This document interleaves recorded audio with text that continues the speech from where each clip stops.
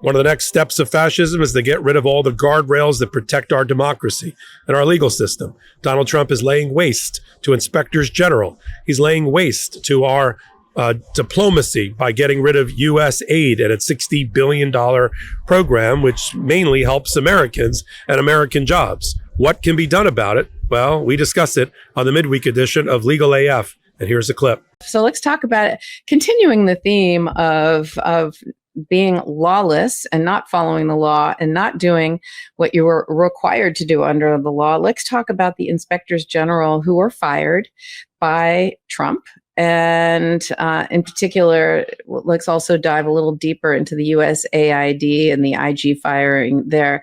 So let's talk a little bit about what is an inspector general. But first, I want to just say, okay, let's just frame it. There's roughly 17 former inspectors general who were summarily fired by Trump with like a 1 or 2 line email, basically. And 8 of those 17 have now filed a lawsuit demanding that they be reinstated. And they have a pretty good point, because in the lawsuit, what they talk about, well, first of all, they're asking for an injunction to let them back to work and award them back pay. But they're suing the agency heads of each of the 8 agencies that they were supposed to look at. But let's talk about what inspectors generals are. Inspectors general are a nonpartisan presidential appointee with the advice and consent of the Senate. Okay. So that means they have to go before the president will nominate someone, and the Senate has to hold hearings, and then they will get confirmed or not. And they regularly remain in office across multiple administrations. They are nonpartisan. They are independent watchdogs. They audit, they investigate the agencies that they're in charge of. They're experts in whatever field they're in, so they know exactly what they're supposed to be looking for in those particular agencies. And they are there to detect and to prevent fraud, waste, abuse, all that kind of stuff. And looking back over the years, they've saved taxpayers billions of dollars and have helped us safeguard our national security. They've stopped fraud. They've ended the mistreatment of vulnerable people who live in the United States. They make sure that farmers and seniors and veterans and people who are entitled to disaster relief support, all that, they get what they're entitled to. I mean, they make sure that the things that are supposed to be happening at these agencies happen. So it's not like there's this rogue bureaucracy filled with fraud and abuse, the way Musk has said, without any proof, by the way. Oh, that he goes in and says, oh, we found all this fraud and abuse and waste, without any proof whatsoever. And P.S., that there is someone whose job that is, and who does it and has done it. And those are the inspectors general. And so federal law, and this comes from 2 different laws. There's the Inspectors General Act of 1978, and then the Securing the Inspectors General Act of 2022, that says, passed by Congress, signed into law, that says before any inspector general is removed, the president must provide to Congress with 30 days advance notice, including a written substantive explanation with the substantive rationale, including detailed case-specific reasons for removal. So you can't just say, oh, I don't like him and, whatever. It has to be for cause, essentially. And this is required by law. And so Trump didn't do that here. What Trump did is he basically, and then one more thing, the federal law goes on to require that inspectors general be appointed without regard to political affiliation. That's a requirement, okay? This is not a political appointment. It is solely on the basis of their integrity and relevant expertise. And so, and inspectors general have to inform Congress and the agencies about any issues that they identify. So this is really kind of a different above agency kind of watchdog. And I just want to read from the section 403 of the law appointments, sub B, which talks about removal or transfer. An inspector general may be removed from office by the president if an inspector general is removed from office or is transferred to another position or a location within an establishment. The president shall communicate in writing the reasons for any such removal or transfer to both houses of Congress not later than 30 days before the removal or transfer. And so it's clearly in the law what he's supposed to do, and he didn't do it. He didn't do it. He basically didn't like them. Essentially, They didn't give any explanation. Did it all at once. And yesterday, Trump fired Paul Martin of USAID. Okay, the day after he published a report on the impact of the president's freeze on foreign aid and spending, and the firing, essentially, and putting on administrative leave essentially the entire agency staff and the contractors. And this report that he released, it's not a long report if anyone wants to read it. It basically found that $489 million worth of food assistance from American farmers that were already sitting in ports or in transit or in warehouses that are now at risk of spoiling, because of course food spoils, and required now unanticipated storage costs to keep it okay. So it's actually costing taxpayers money, this really reckless act of just firing everybody. And programs that make sure humanitarian aid gets to people who need it the report goes on to say it's not happening, because one of the things that they did was made sure that, especially food and things that go overseas, make sure that it gets to the people who need it, not to terrorists and terrorist organizations. So he was fired with a terse White House email. There was no 30-day notice. And, and the other thing I just want to point out is people will say, oh, but they fired. Oh, they basically dismantled the agency, said you can't send out any more, they fired all the staff. They said you can't send any more money out. They employ about 10,000 people with about 2/3 of them overseas. People will say, oh, but Musk made an exception for emergency food or life-saving medicine. And so then they'll accuse my interpretation and our interpretation of this as being misleading. But, unfortunately, they can't implement these life-saving medicine or emergency food exceptions if you fire 90% of the staff. They can't do it. So it's actually legitimate to criticize this and to say that this is just not doable and they're not allowed to do this. And interestingly, what the 8 inspectors general are asking the courts to do is they're basically saying we were illegally fired. You read the law. I just read it to you all. You see that this is what the law says. We were illegitimately fired, and therefore we are still employed. It was illegitimate, right? So we want you to demand that they not only put us back in office, they have to turn back on our email, they have to turn back on our access to the buildings and put us in place and make them follow the law. And we want back pay. So it's very interesting what's going on here. I mean, it's so great to see people who, their lives are turned upside down, right? They just get fired, in a way that wasn't expected. They couldn't wrap up their projects, anything like that.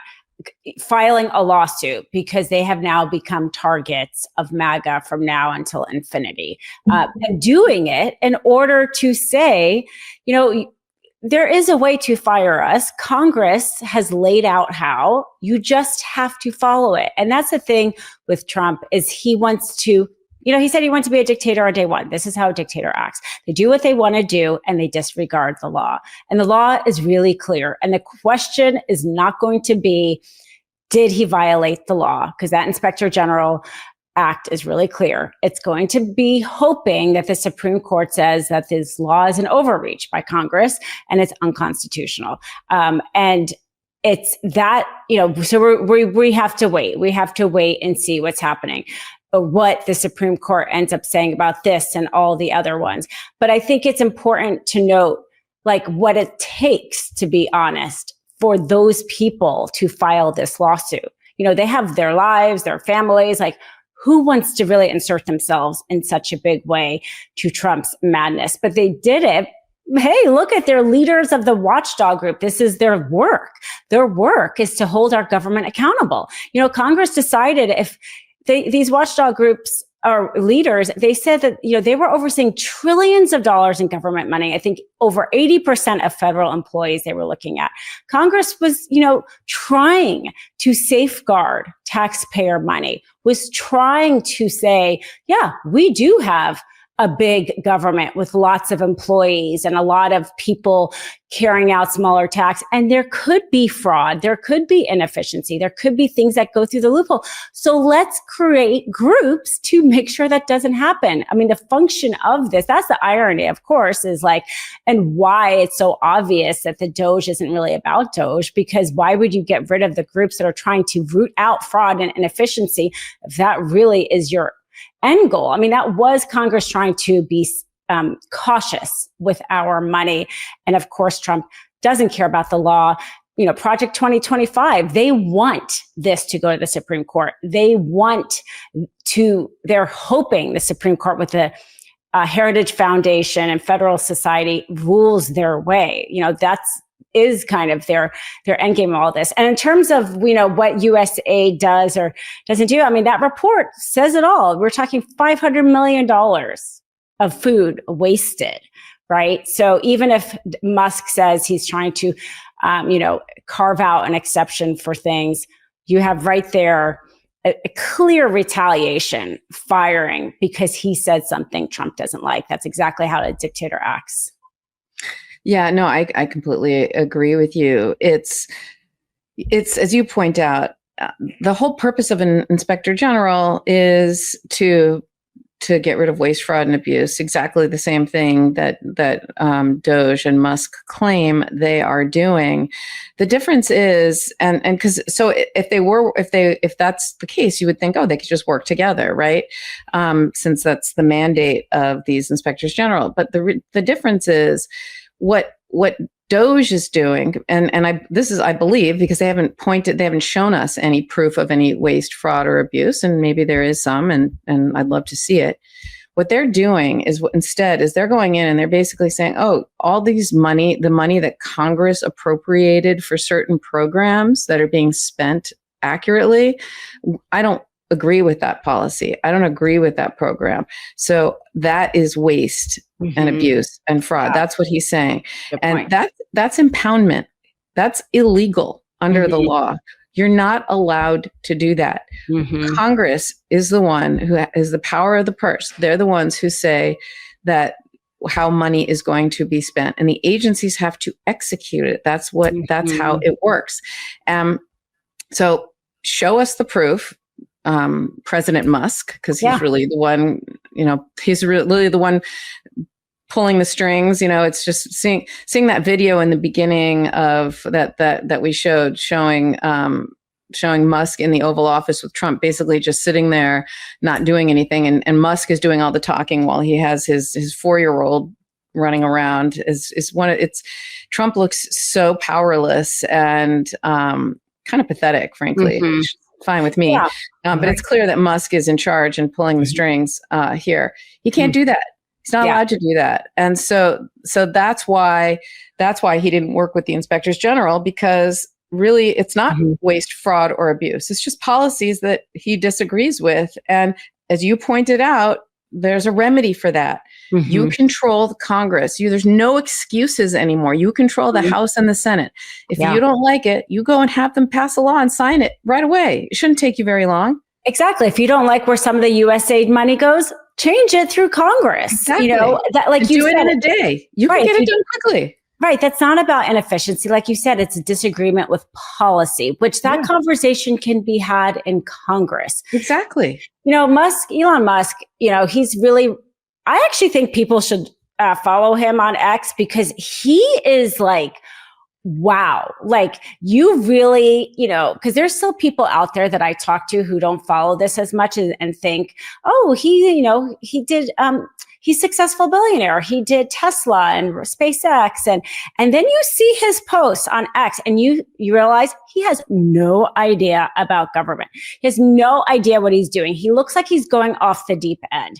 So as much as I don't want to like promote him on X, I actually think it's like important information because we did not elect him and he is revealing who he is, which is really out of touch.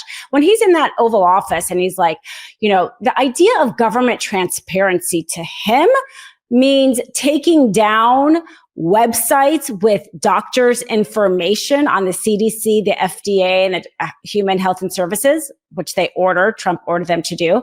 But him posting on X things he doesn't like about USAID, and that's government transparency, folks. Like his X posts are his government transparency.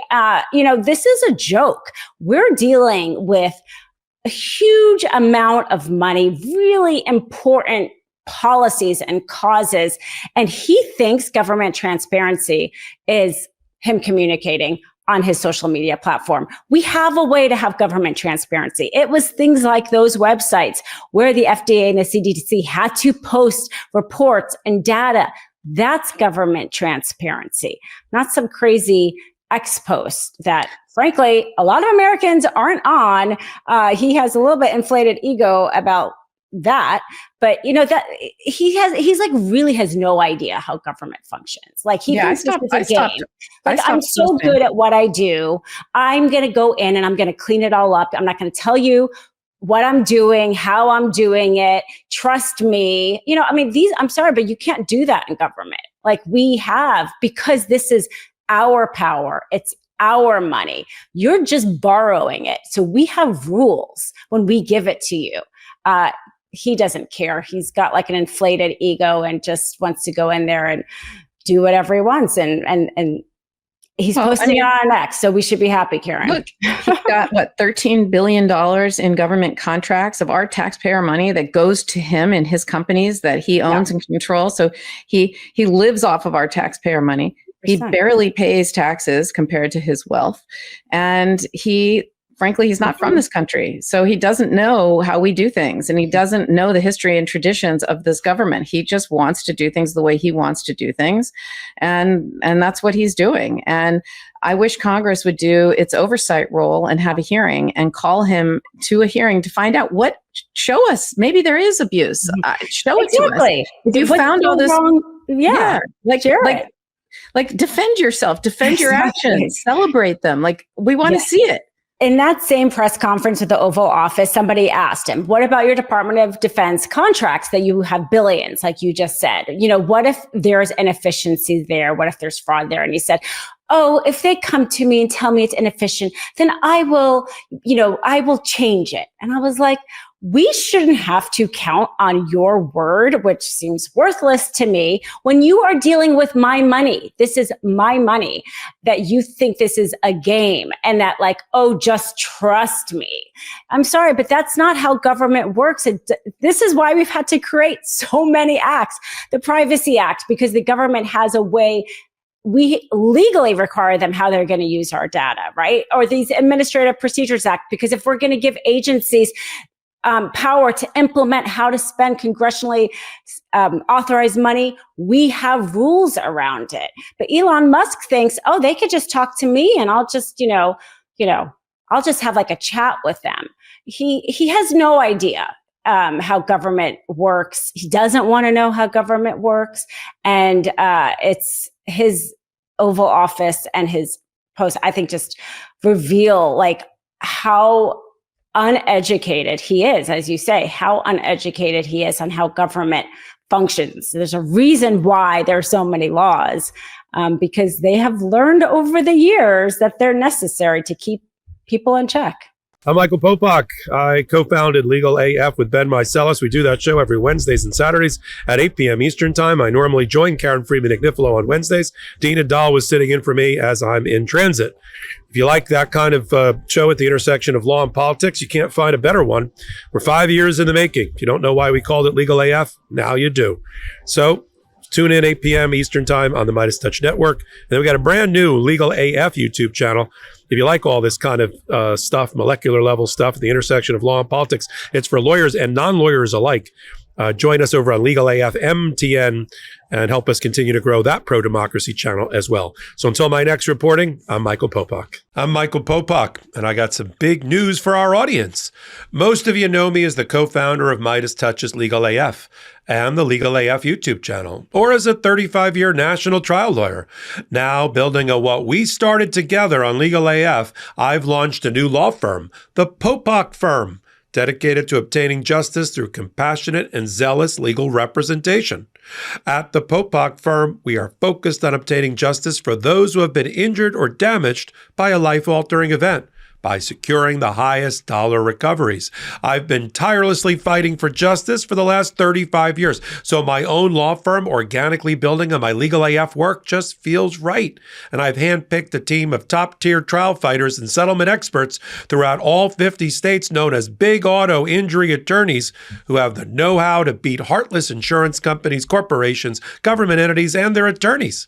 Big Auto's attorneys working with my firm are rock stars in their respective states and collectively responsible for billions of dollars in recoveries. So if you or a loved one have been on the wrong side of a catastrophic auto, motor vehicle, rideshare, or truck accident, suffered a personal injury, or been the victim of medical malpractice, employment harassment or discrimination, or suffered a violation of your civil and constitutional rights, then contact the Popok Firm today at 1-877-POPOK-AF or by visiting my website at www.thepopokfirm.com and fill out a free case evaluation form. And if we determine that you have a case and you sign with us, we don't get paid unless you do. The Popok Firm, fighting for your justice every step of the way.